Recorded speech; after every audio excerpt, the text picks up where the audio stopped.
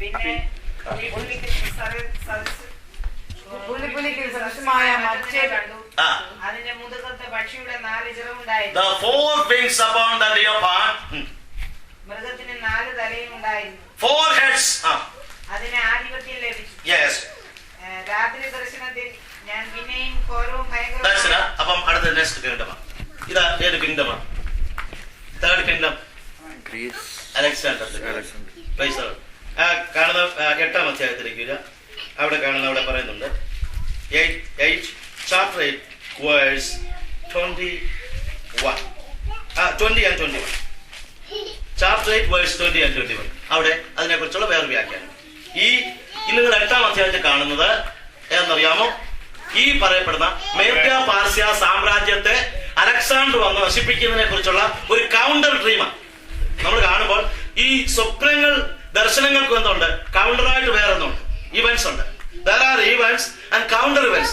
ഈ counter events നമ്മൾ കാണുമ്പോൾ ഒരു ഏതെങ്കിലും ഒരു സ്പോർട്സോ ഏതെങ്കിലും ഒരു പ്രത്യേകമായ അത്ലറ്റോ കാണുന്ന സമയത്ത്, അത്ലറ്റിക് പ്രോഗ്രാം കാണുന്ന സമയത്ത് അതിന് പ്രധാനപ്പെട്ട കാര്യങ്ങൾ സ്ലോ ഡൗണിൽ എന്ത് ചെയ്യും? ഒന്ന് കാണിക്കത്തില്ലേ? റീപ്ലേ ചെയ്യും എന്ന് പറഞ്ഞ റീപ്ലേ ആണ് ഏത്? ചാപ്റ്റർ 8. ഏത് റീപ്ലേ ആണ്?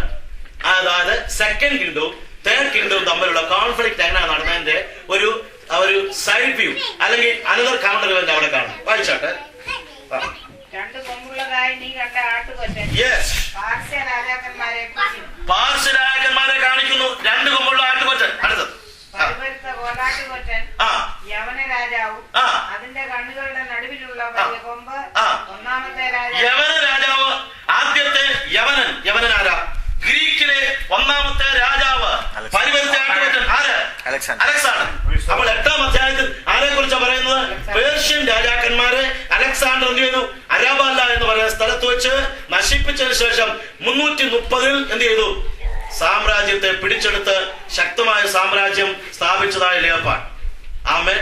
സിംഹം കരടിക്ക് വഴിമാറി, കരടി പാർക്ക് വഴിമാറി, പുള്ളിപ്പുലിക്ക് വഴിമാറി. അത് വന്നപ്പോൾ സ്വർണം വെള്ളിക്ക് വഴിമാറി, വെള്ളി എന്തിന് വഴിമാറി? ബ്രാസ് ഇല്ലേ? ബ്രോൺസ് എന്താണ്? താമ്രം. ക്രൈസ്തവം. വയറെന്ന് പറയുന്നത് സകലത്തെയും ദഹിപ്പിക്കുന്നു. ഇതുപോലെ പ്രപഞ്ചത്തെ മുഴുവനും വിറപ്പിച്ചവനാണ് ആര്? Alexander the great. ലോകത്തെ മുഴുവൻ വിറപ്പിച്ചു. പക്ഷേ എല്ലാം കീഴടക്കി, കാണപ്പെട്ട സാമ്രാജ്യങ്ങൾ മുഴുവൻ കീഴടക്കി. പക്ഷേ തന്നറിയാത്ത സമയത്തിൽ തന്നെ മരണം കീഴടക്കി. സ്തോത്രം. 30-ാമത്തെ വയസ്സിൽ 33-ാമത്തെ വയസ്സിൽ ഈ ലോകത്തിന് യാത്ര ചെയ്ത് അങ്ങനെ പോകുമ്പോൾ അതിനെക്കുറിച്ചുള്ള 7-ാം അധ്യായത്തിൽ പറയുന്ന അലക്സാണ്ടർ രാജ്യത്തെ കുറിച്ച് പറയുന്ന ഒരു കാര്യം ഞാൻ ഓർപ്പിച്ചിട്ട് ഞാൻ അടുത്തേക്ക് വരാം. അതായത് മുതുകത്ത് പക്ഷികളുടെ 4 ഇറക്, മൃഗത്തിന് 4 തലയും ഉണ്ടായിരുന്നു. എന്തായി സംഭവിക്കുന്ന പറഞ്ഞാൽ അലക്സാണ്ടറിന്റെ സാമ്രാജ്യം എന്തായി? 4ആയിട്ട് വിഭജിക്കപ്പെട്ടു. അതിനെക്കുറിച്ചുള്ള പ്രവചനമാണ്. അത് 4 കമാൻഡർ ഇൻ ചീഫ് ഉണ്ടായിരുന്നു. 1-ാമത്തെ കമാൻഡർ ഇൻ ചീഫിന്റെ പേര്, ജനറലിന്റെ പേര്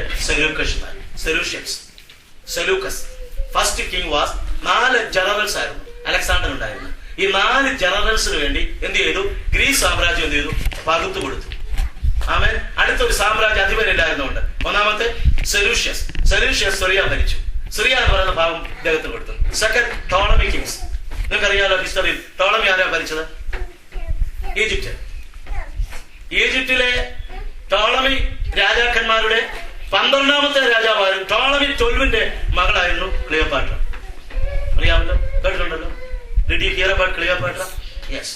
ചരിത്രത്തിൽ പറയുന്നു അന്നത്തെ കാലത്തെ ലോകത്തിലുള്ള സകല രാജാക്കന്മാരുടെയും ഉറക്കം കെടുത്തിയതായ റോമ സാമ്രാജ്യം അധപ്പതിക്കാനുള്ള കാരണം എന്തായിരുന്നു? ക്ലിയോപാട്ര. ആന്റണിയും ക്ലിയോപാട്രയുമായിരിക്കുന്ന സ്നേഹബന്ധം എന്തായി? സാമ്രാജ്യത്തെ അമ്മാനമാടി വലിച്ചെറിഞ്ഞിട്ട് ക്ലിയോപാട്രയുള്ള സ്നേഹബന്ധത്തിന് വേണ്ടി സാമ്രാജ്യത്തെ കളഞ്ഞിട്ട് മദ്യത്തിനും അതുപോലുള്ള സന്തോഷങ്ങൾക്കും അടിമയായി തീർന്നു. സാമ്രാജ്യം ഭരിക്കാൻ എന്ത് ചെയ്തു? ആന്റണി മറന്നുപോയി. അവസാനം എന്ത് ചെയ്തു? ആന്റണി എന്ത് ചെയ്തു? മരിക്കുകയാണ് ചെയ്തത്. ഇല്ലേ? ആന്റണി മരിക്കുകയാണിത്. ആന്റണി മരിക്കുകയാണ്. കാരണം ആന്റണി മരിക്കുന്നതിന് മുമ്പേ ക്ലിയോപാട്ര എന്ത് ചെയ്തു? മരിച്ചെന്നുള്ളൊരു വാർത്ത കൊടുത്തു. പക്ഷെ അത് എന്തായിരുന്നു?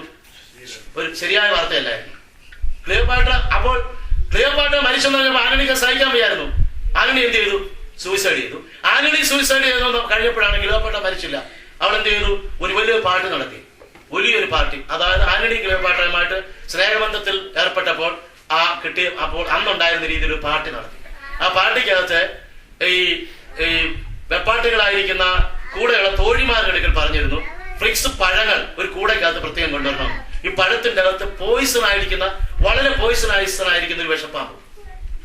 രഹസ്യമായിട്ട് എന്ത് ചെയ്തിരുന്നു, അവൾ മരിക്കാൻ വേണ്ടി എല്ലാം റെഡിയാക്കി വെച്ചിരുന്നു. ഈ പാർട്ടിക്കകത്ത് എല്ലാ കാര്യങ്ങളും ചെയ്തു, നൃത്തവും ഡാൻസും എല്ലാം ഉണ്ടായിരുന്നു. ഈ സന്ദർഭത്തിൽ എന്ത് ചെയ്യുന്നു, ഈ പഴവർഗ്ഗങ്ങൾ ഇരുന്ന കൂടയ്ക്കകത്ത് ഭയങ്കരമായ വിഷമുള്ള ഒരു പാമ്പിനെ സൂക്ഷിച്ചിരുന്നു. അവൾ എന്ത് ചെയ്തു, ഈ പഴങ്ങൾ ചേർന്നിരുന്ന കൂട നെഞ്ചോട് ചേർത്ത് വെച്ചത്. ആന്റണി മരിച്ചെന്നുള്ളത് ഒരിക്കലും തനിക്ക് സഹിക്കാൻ വയ്യായിരുന്നു. ഈ മരണവാർത്ത കേട്ട് ദുഃഖത്തിൽ കല്യാണത്തിന്റെ ആ സന്തോഷം ഒന്നുകൂടെ ആവർത്തിച്ച ശേഷം നെഞ്ചോട് ചേർത്ത് ആ പാമ്പിനെ ഞെക്കി നെഞ്ചത്തോട്ട് പാമ്പ് കടിച്ചു. അവൾ അവിടെ തന്നെ എന്ത് ചെയ്തു, വീണ് മരിച്ചു. നോക്കണേ, ലോകത്തിന്റെ സ്നേഹത്തിന്റെ പിന്നാലെ പോയാൽ കിട്ടുന്നതായ അനുഭവങ്ങൾ.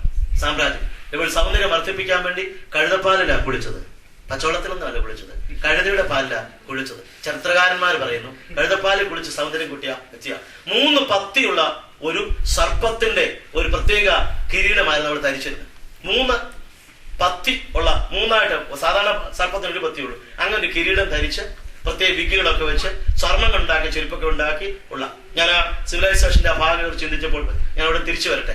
ക്ലിയർപ്പായിട്ട് അല്ലല്ലോ നമ്മുടെ വിഷയം, എങ്കിലും ലോകത്തിൽ ചരിത്രത്തിൽ പറഞ്ഞിരിക്കുന്ന ആ ഭാഗം ഈ ടോളമി രാജാക്കന്മാരും വരുത്തി. ഞാൻ പറഞ്ഞത് ടോളമി രാജാക്കന്മാർ ആര് ഭരിച്ചു, ഈജിപ്റ്റ് ഭരിച്ചു. അടുത്ത് ലൈസിമാക്കസ് എന്ന് പറയുന്ന ആള് ഏഷ്യ മൈനർ ഭരിച്ചു. 4ാമത്തെ സാമ്രാജ്യം കസാൻഡർ ഗ്രീസ് ഭരിച്ചു. I told you that the whole kingdom of Alexander was divided into 4 generals. The first part was Seleucus, and it was Syria, and second Ptolemy ruled by the Egyptians, and also Lysimachus, Asia, and Cassander Greece. ഇത് ചരിത്രത്തിന്റെ ഭാഗമാണ്. ഇതിൽ പറയുന്ന Ptolemy രാജാക്കന്മാരാണ് കാലഘട്ടത്തിലാണ് എന്തുണ്ടാകുന്നത്, അവിടെ നിന്ന് Rome ഉണ്ടാകുന്നത്. അപ്പൊ 4th കിങ്ഡത്തിലേക്ക് വരിക. റോമ സാമ്രാജ്യം, 4ാമത്തെ സാമ്രാജ്യത്തെ കുറിച്ച് പറയുമ്പോൾ ഘോരവും ഭയങ്കരമായ, പക്ഷേ അതിന്റെ 7th വേഴ്സ് 7 വായിക്കാം. രാത്രി ദർശനങ്ങൾ 7:7. രാത്രി ദർശനത്തിൽ ഞാൻ പിന്നെയും ഘോരവും ഭയങ്കരവും അതിബലവും ഉള്ള 4ാമതൊരു മൃഗത്തെ കണ്ടു. അതിന് വലിയ ഇരുമ്പ് പല്ല് ഉണ്ടായി. ഇരുമ്പ് പല്ലുകൊണ്ട് ഉലകം കടിച്ചു ചവച്ചവൻ. സമൻ സാറിന്റെ പാട്ടും ഇതിനകത്തില്ലേ, ഇല്ലേ, ഉണ്ട്. ഇരുമ്പ് പല്ലുകൊണ്ട് ഉലകം കടിച്ചു ചവച്ചവൻ, കരുണയില്ലാതെ ഈശ്വരന്റെ മുമ്പിൽ എന്ത് ചെയ്യും, അവർ കരയും എന്ന് അദ്ദേഹം പറഞ്ഞു. പ്രൈസ് ദി ലോർഡ് എന്ന് പറഞ്ഞ ആരാ, ഇരുമ്പ് പല്ലുകൊണ്ട് ലോകത്തെ കടിച്ച് ചവച്ചരച്ചവൻ. റോമ സാമ്രാജ്യം എന്ന് പറഞ്ഞാൽ എന്താ, വിട്ടുവീഴ്ചയില്ലാത്ത ഭരണം. റോമൻ സാമ്രാജ്യത്തിലെ സാമ്രാജ്യപതിന്മാരെന്ന് പറഞ്ഞാൽ ഭയങ്കരമായിരിക്കുന്ന അറഗൻസ് ആയിരുന്നു, ബ്രൂട്ടൽസ് ആയിരുന്നു, അവര് രക്തദാഹികളായിരുന്നു. ന്യൂറോക്ക് എന്ന് പറഞ്ഞ ആരായിരുന്നു, എല്ലാവരും മിക്കവാറും ചക്രവർത്തിമാരും കരുണയില്ലാത്തവരായിരുന്നു. അവിടുത്തെ പടയാളികൾ അങ്ങനെയായിരുന്നു. യേശുവിനെ അങ്ങനെയുള്ള ഒരു സാമ്രാജ്യത്തിലെ പടയാളികളെയാണ് ഏൽപ്പിച്ചത്. അതുകൊണ്ട് 22ാം സങ്കീർത്തനത്തിലെ നമുക്ക് കാണുവാൻ കഴിയുന്ന 4 മൃഗങ്ങളെ കുറിച്ച് കാണുവാൻ കഴിയുന്നു. ഒന്ന്, അനേകം കാളകൾ എന്നെ ഭാഷാൻ കുറ്റന്മാർ, ഭൂഭിക്ഷതയിലൂടെ സിംഹം, ആമേൻ. നീ കാട്ടുപോത്തിന്റെ കൊമ്പുകൾക്കിടയിൽ ഉത്തരം അള്ളുന്നു. അടുത്ത് ചെന്നായ്ക്കൾ, ആമേൻ. ഒന്ന് ചെന്നായായിട്ടും കാട്ടുപോത്തായിട്ടും പിന്നെ സിംഹമായിട്ടും ഒക്കെ കാണിക്കുന്ന എന്താണ്, റോമൻ പട്ടാളക്കാര് യേശുവിനോട് പെരുമാറിയതായ കിരാതമായ കാര്യങ്ങളാണ് കാണുവാൻ കഴിയുന്നത്. അങ്ങനെയുള്ള സാമ്രാജ്യത്തിലാണ് അവിടെ യേശു ജനിക്കുന്നത്. അപ്പോൾ 4ാമത്തെ സാമ്രാജ്യവും അങ്ങനെ ഭരിച്ചു. ഈ ദാനിയേൽ പ്രവചനം 2ാം അധ്യായത്തിൽ ആ സാമ്രാജ്യത്തെ കുറിച്ചുള്ള ബിംബം, സ്വപ്നത്തെ കുറിച്ച് കാണുവാൻ കഴിയുന്നു. 4th കിങ്ഡത്തിനെ കുറിച്ച് ഇങ്ങനെ പറയുന്നു, അതായത് 241